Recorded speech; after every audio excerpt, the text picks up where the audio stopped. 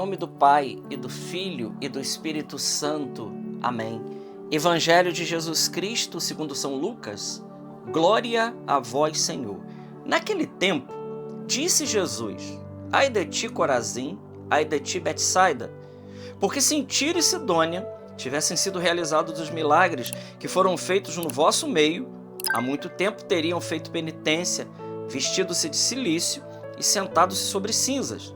Pois bem, no dia do julgamento, Tiro e Sidônia terão uma sentença menos dura do que vós. Ai de ti, Cafarnaum, serás elevada até o céu? Não, tu serás atirada no inferno. Quem vos escuta, a mim escuta, e quem vos rejeita, a mim despreza. Mas quem me rejeita, rejeita aquele que me enviou. Palavra da salvação. Glória a vós, Senhor. Meus irmãos, nesta sexta-feira, 3 de outubro, Evangelho de São Lucas, capítulo 10, versículos de 13 a 16. Esse texto ele é simplesmente um convite, mas um convite com uma exortação muito forte para a nossa vida, né? E qual é o convite aqui forte que o Evangelho está fazendo para nós hoje? Uma palavra chamada conversão, que São Paulo traduz por metanoia, né? Essa conversão que não é simplesmente uma mudança de direção física, mas é uma mudança mesmo de mentalidade. Jesus aqui faz uma crítica a Corazim, a Betsaida, dizendo que se em Tiro e Sidônia tivessem sido realizados os milagres, eles certamente teriam se vestido de saco, feito penitência e mudado de vida, assim como aconteceu em Nínive. E ele faz uma reclamação a Cafarnaum, e aqui eu gostaria de chamar a atenção. Ele diz: ai de ti, Cafarnaum, será elevada até o céu? Jesus diz: não, tu serás jogada no inferno. Gente, isso aqui é muito sério. Muito sério porque 90% do ministério de Jesus, a gente poderia dizer 90%, poderíamos dizer uma grande parte do ministério de Jesus, as maiores curas, os maiores milagres, os maiores feitos de nosso Senhor, ele realizou precisamente em Cafarnaum. E qual é a queixa de Jesus? É que apesar de tudo isso que ele fez, o povo não mudou de vida.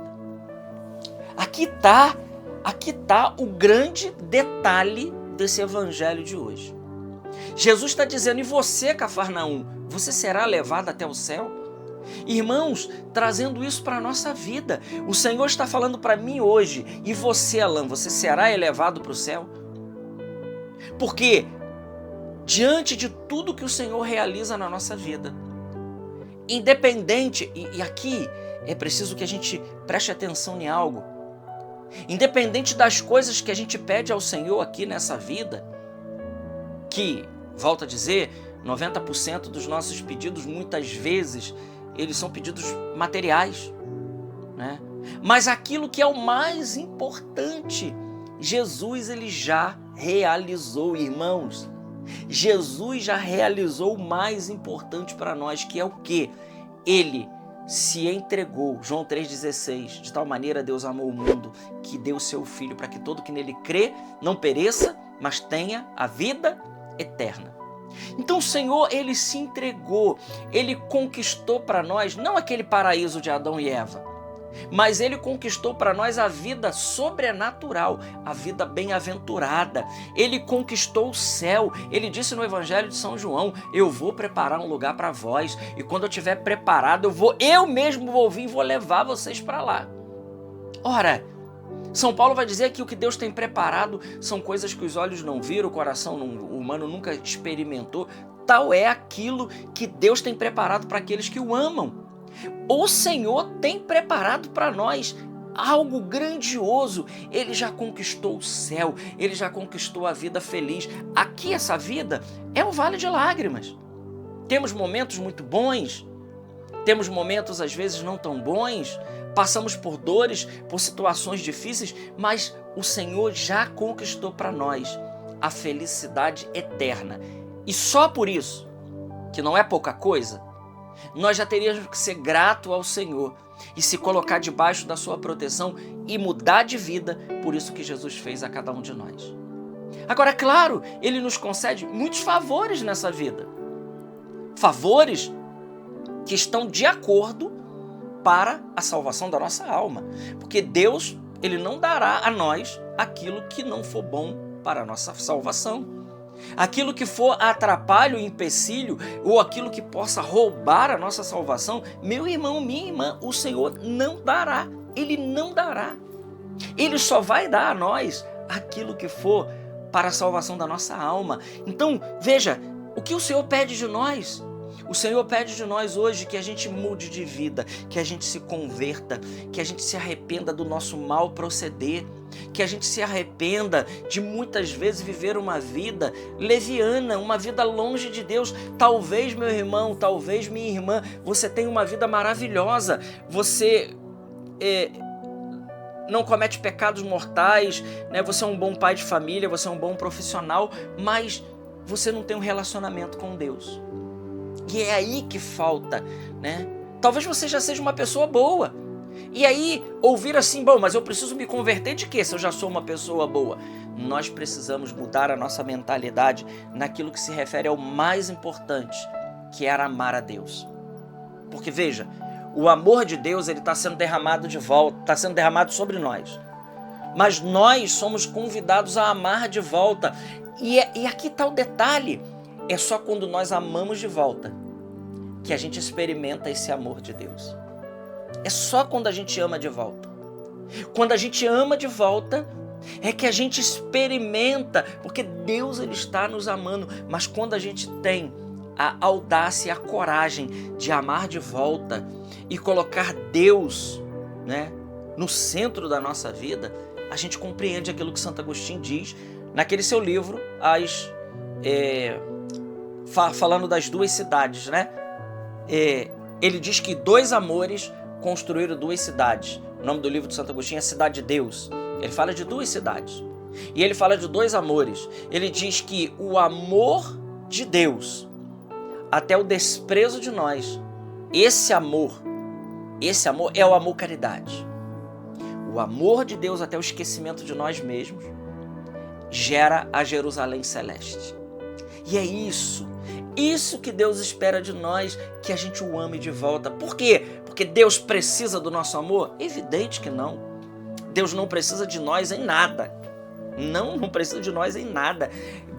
Nós não acrescentamos nada nas perfeições de Deus, mas somos nós que somos os maiores beneficiados quando nós amamos de volta, porque quando nós amamos de volta, nós experimentamos a potência dessa vida de Deus, né? Então, o amor de Deus até o desprezo de si, ele gera Babilônia, ele gera Jerusalém. E o amor de nós, desordenado de nós, até o desprezo de Deus, gera Babilônia. Ora, nós estamos vivendo hoje o quê? Babilônia. Nós estamos vendo o homem, o ser humano moderno, que simplesmente deixou Deus de lado. Simplesmente deixou Deus de lado e colocou ele no centro. Meu irmão, minha irmã, é evidente que o que nós estamos vendo hoje acontecer é fruto do ser humano que tirou Deus do centro e colocou ele. O amor desordenado de si até o esquecimento de Deus gera Babilônia, e essa Babilônia é a cidade terrestre, é aquela que está condenada ao fracasso. É isso que Santo Agostinho coloca muito bem nessa grande obra sua chamada Cidade de Deus. A cidade de Deus é a cidade ideal, é a cidade que Deus espera para cada um de nós vivermos essa vida de Deus. Então, o homem moderno, né, ele o que fez? Simplesmente tirou Deus do centro e ele se colocou no lugar de Deus.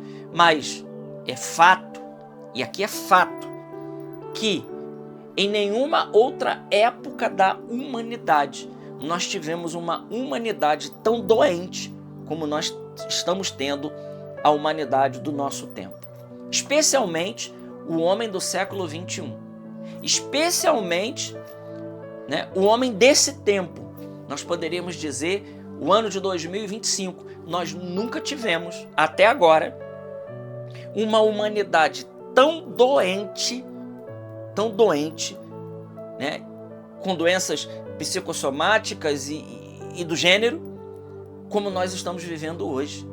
São crianças com depressões, né? São inúmeros suicídios, muitos suicídios. É claro que aqui tem problemas espirituais também, eu não estou negando isso aqui, né? Não estou dizendo que é só simplesmente psicológico, é psicológico também, mas muitos problemas espirituais, muita sugestão do inimigo, né? Muita ação, né, direta e indiretamente do inimigo de Deus, mas a humanidade está doente, e o resultado dessa doença não é outra que senão, né, o orgulho e a soberba do homem moderno, que acha que ele pode ser feliz sem Deus. É o pecado de Adão e Eva. Eles quiseram ser Deus sem Deus. Eles quiseram ser senhores, conhecedores do bem e do mal, de tudo sem Deus. E nós sabemos no que isso deu. E nós estamos vivendo no que isso está dando para a humanidade de hoje. A doença do século, não tenha dúvida, meus irmãos, é a depressão, é a síndrome do pânico, é a crise de ansiedade. Ora, se essas realidades não faziam parte da vida do homem, era um caso ou outro isolado, e hoje nós vemos isso acontecer abundantemente, e pior, até em criança, né? Então, uma luz vermelha se acendeu e precisa estar acesa para que a gente possa conduzir a nossa vida diante da proposta de Deus. O Senhor está no nosso meio. Nós repetimos isso na missa. O Senhor está no meio o Senhor esteja convosco. Ele está no meio de nós. Ele está no meio de nós. E se Ele está no meio de nós, Ele é o centro da nossa vida. Ele é a razão da nossa existência. Ele é tudo na nossa vida. E só vamos ser felizes. E aqui eu volto a Santo Agostinho, não agora na Cidade de Deus, mas eu volto a Santo Agostinho, que Santo Agostinho ele diz, o coração do homem, ele diz, nosso coração está inquieto, Senhor. E ele só vai encontrar repouso, descanso, quando ele estiver em vós. É exatamente isso. Essa inquietude do coração é porque nada sacia nosso coração. Se você sonha para ter uma casa e consegue, depois você enjoa dela. Se você sonha para ter um carro, você compra, em 6 meses ele já não serve mais. Se você quer conquistar aquilo ali, você conquista, aquilo ali já perde a graça, né? Ainda como se tivesse faltando algo. Esse algo que falta é Deus. É Ele que preenche, porque a gente pode ter todas essas coisas, sabendo que o mais importante, no meio de todas essas realidades, é Ele. E aí, eu termino aqui com a fala de São Roberto Bellarmino. Quem tem Deus, tem tudo. Quem perde Deus, perde tudo. Simples assim. Santa Teresa diz a mesma coisa, né? A quem tem Deus, nada falta, nada te perturbe, nada te amedronte. Quem tem Deus, nada falta. Só Deus basta. Nós precisamos nos convencer disso hoje. Só Deus basta na minha vida. Ele é suficiente. Porque se a gente tem Deus, a gente tem tudo. A gente tem a bênção. A gente tem o respaldo, a gente tem a promessa de Deus, a gente tem Deus que entra com providência, a gente tem Deus que entra nos dando força para superar as cruzes do dia a dia, a gente tem a presença de Deus que nos coloca para cima todo o tempo, o amor de Deus nos constrangindo, que é nos empurrando para frente. Quem tem Deus, tem tudo. E quem perde Deus, perde tudo. Glória ao Pai, ao Filho e ao Espírito Santo, como era no princípio, agora e sempre. Amém. Salve Maria Imaculada.